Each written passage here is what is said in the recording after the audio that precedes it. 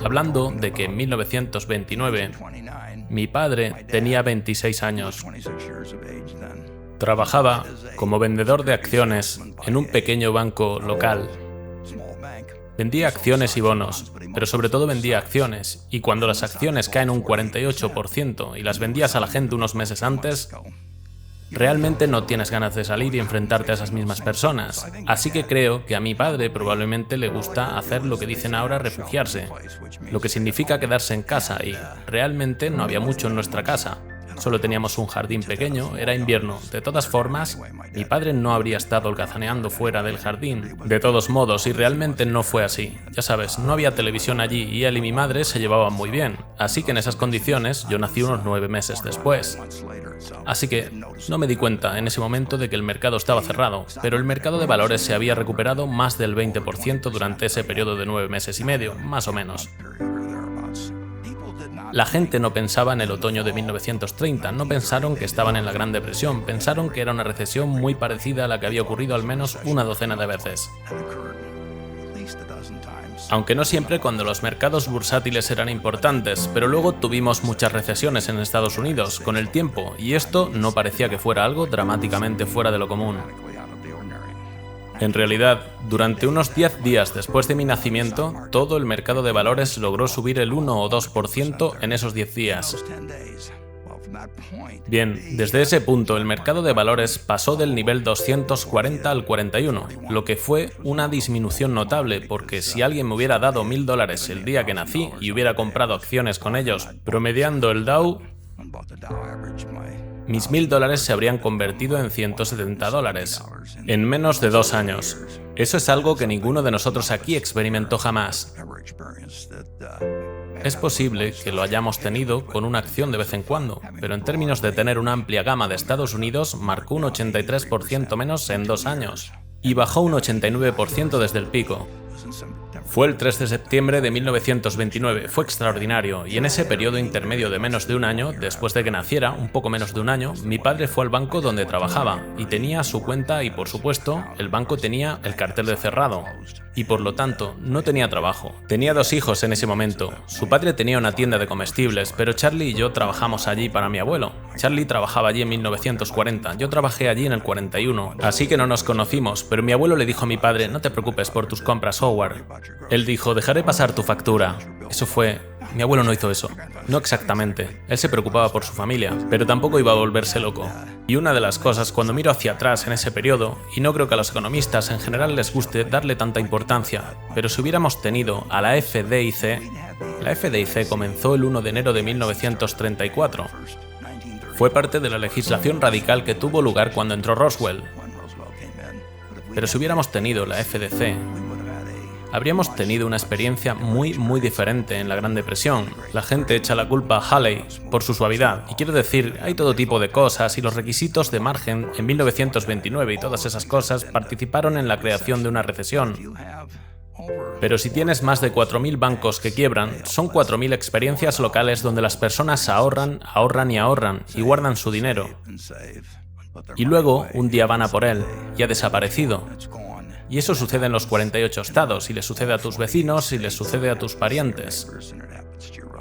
Tiene que tener un efecto en la psique. Es increíble.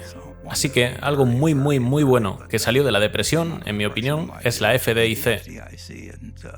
Y habría sido un mundo un poco diferente, estoy seguro, si las quiebras bancarias no hubieran ocurrido simplemente en este país, con personas que creían que ahorraban y descubrieron que no tenían nada, cuando fueron allí y había un letrero que decía cerrado. Así que la Gran Depresión continuó y duró mucho tiempo.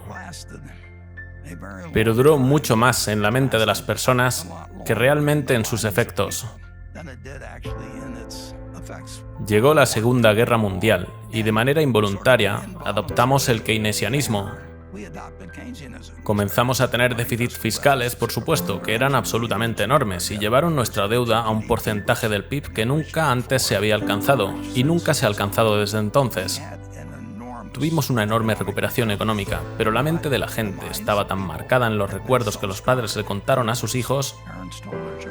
1929 se convirtió en un símbolo en la mente de las personas. Quiero decir, Es como decir 1776 o 1492. Quiero decir, todos sabían exactamente de qué hablabas.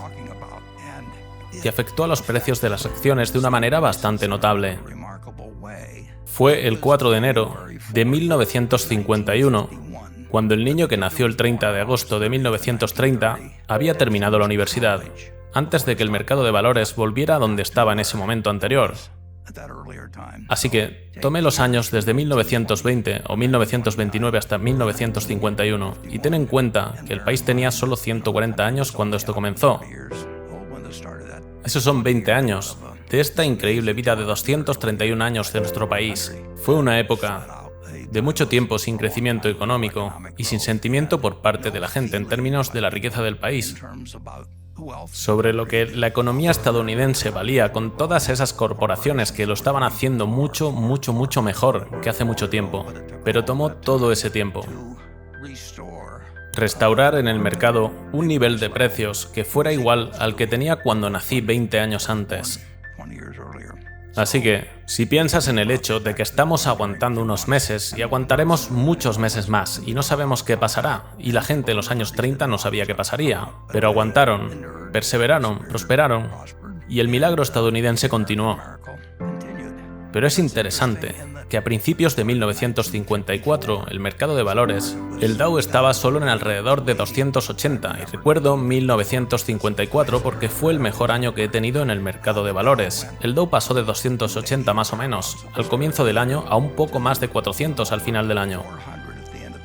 Y tan pronto como llegó a 381, esa famosa cifra de 1929, cuando llegó a 400, todos se preguntaron, ¿es otro 1929 otra vez?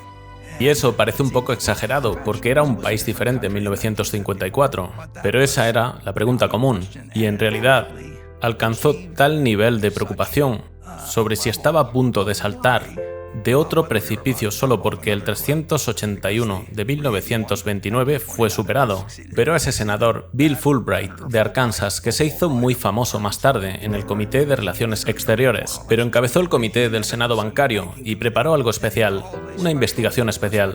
Realmente estaba cuestionando si habíamos construido otro castillo de naipes nuevamente. Y su comité, en marzo de 1955, con el Dow en 405, reunió a 20 de las mejores mentes de los Estados Unidos para debatir sobre si nos estábamos volviendo locos de nuevo. El Dow estaba en 400 y nos habíamos metido en ese problema increíble antes. Pero esa era la mentalidad del país, es increíble. Realmente no creíamos que Estados Unidos era lo que era, y mi jefe, la razón por la que estoy familiarizado con esto, porque estaba trabajando en Nueva York con una de las 20 personas que fueron llamadas a testificar. Y lo recuerdo porque Ben Graham fue una de las 3 personas más inteligentes que conocí en mi vida. Y cuando testificó con el Dow en 404, tenía una línea justo al principio de su testimonio escrito y dijo: el mercado de valores está alto, parece alto, está alto, pero no está tan alto como parece. Y desde ese momento, sentimos el viento de cola estadounidense a toda máquina. Y el Dow, cuando sacamos la diapositiva, estaba alrededor de 24.000, por lo que estás viendo un mercado que hoy ha producido $100 por cada dólar. Todo lo que hiciste fue creer en Estados Unidos, solo comprar una sección transversal de Estados Unidos. No tenías que leer el Wall Street Journal, no tenías que mirar el precio de tus acciones, no tenías que pagar mucho dinero en comisiones a nadie. Solo tenías que creer que el milagro estadounidense estaba intacto. Pero tenías este periodo de prueba, entre 1929 y ciertamente 1954, como lo indica lo que sucedió cuando volvió a subir a 380. Tenías este periodo de prueba, y la gente realmente había perdido la fe hasta cierto punto.